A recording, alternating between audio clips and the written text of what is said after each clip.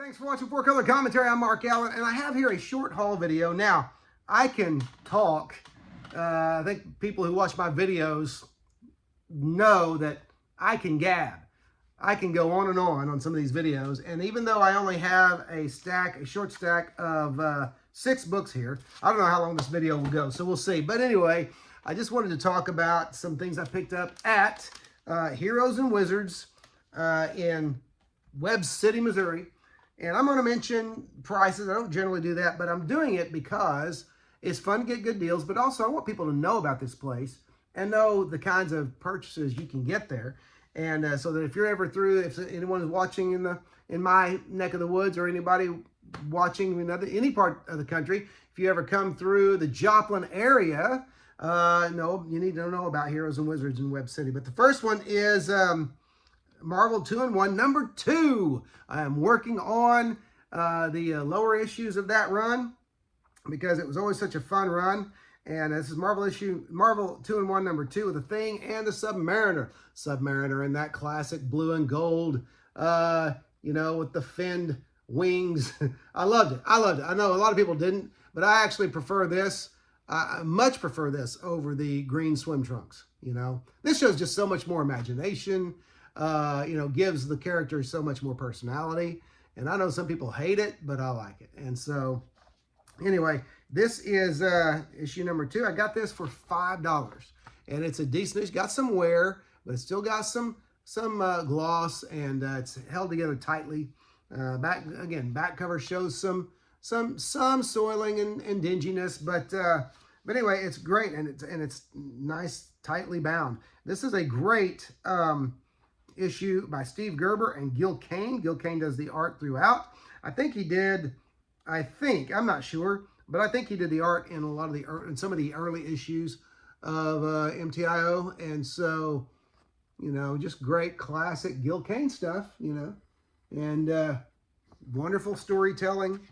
Love the emotion. People like to joke about, lots of artists have that pose that people like, that fans like to lovingly make fun of.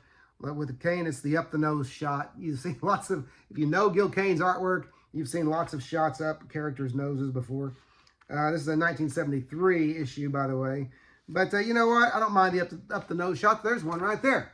The guy screaming out orders or exclaiming in some sense. And we got a good shot there. He's keeping those nose hairs trimmed, and that's good. So, anyway, great. I haven't got to read this one yet, but you do have I believe this is the second appearance of, I've forgotten his name now, but this is a character that became the Aquarian. He figured largely in the Marvel 2-in-1 Project Pegasus storyline. Why can't I remember his name? Well, someone out there can get it for me. I don't know why I didn't think about reading the captions, reading the word balloons. $1, there you go. I understand that his origin story, I think it was in an Astonishing Tales issue. I'd like to track it down, his first appearance, but it was a parody of Superman's origin, I understand. So, who knows?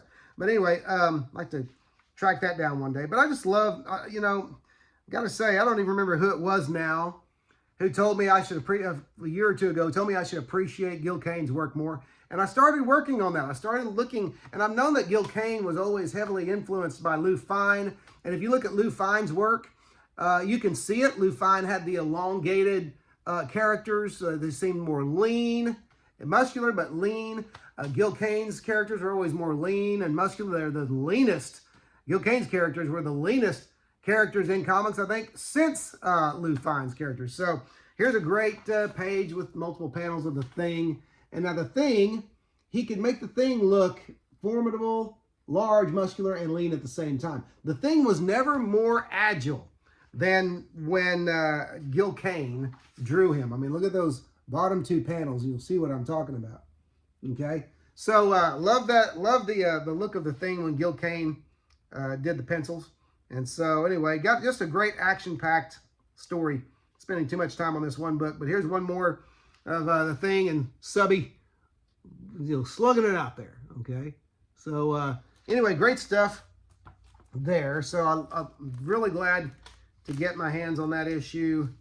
for $5. Now, this next one, again, I like the early reprints.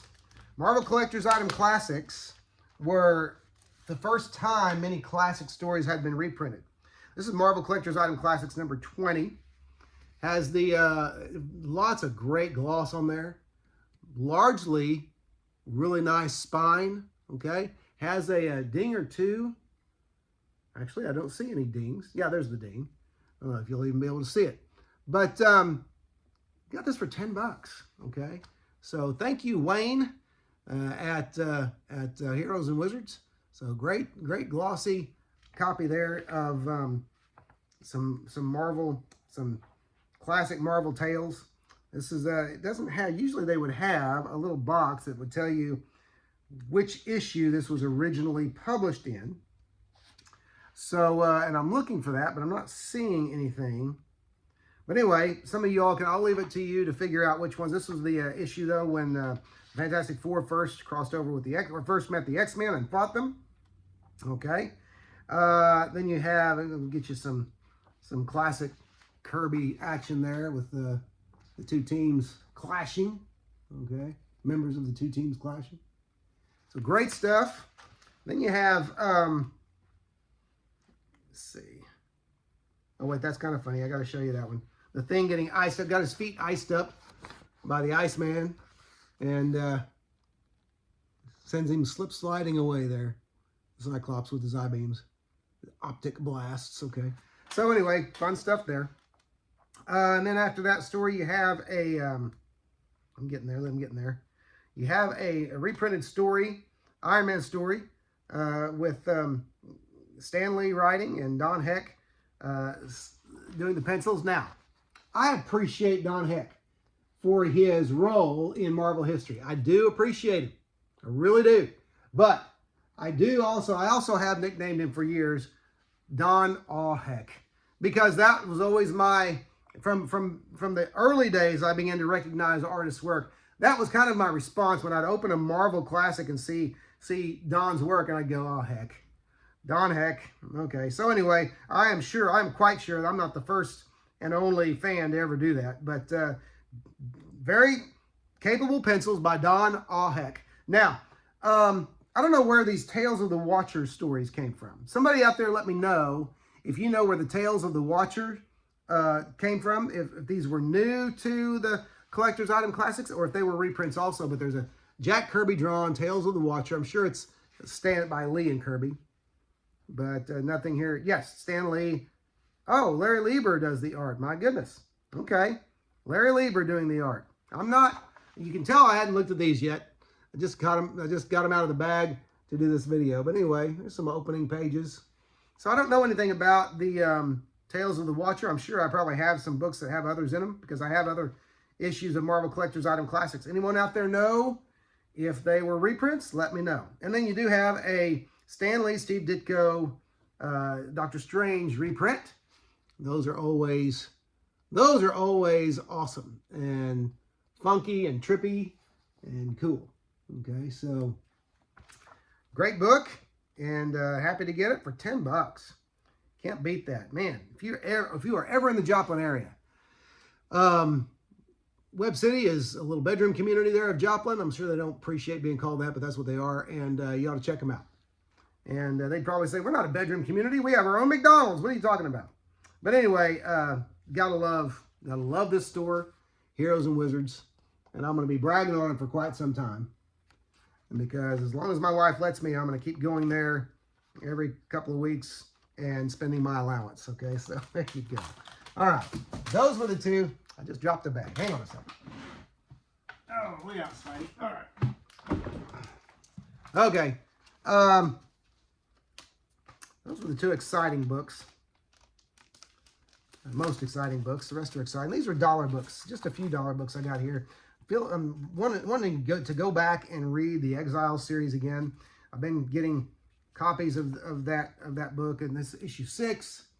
Loved the Mike McCone work in the early issues, and it's number 6 and number 7.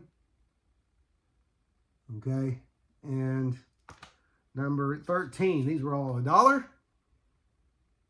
And again, Mike McCone just did great work in those books.